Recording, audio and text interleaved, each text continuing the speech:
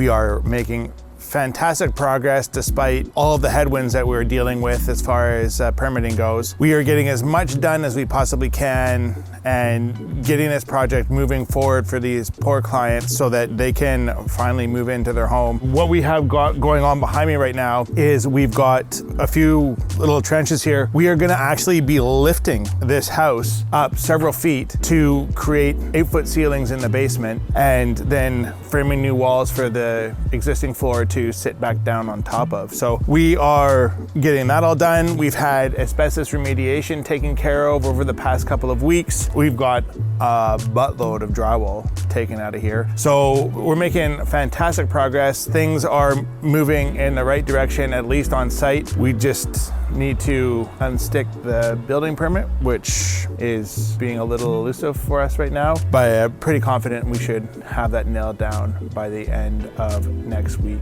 at the latest. Well, let's go and have a look inside. Well, maybe we don't go inside. I see people wearing respirators.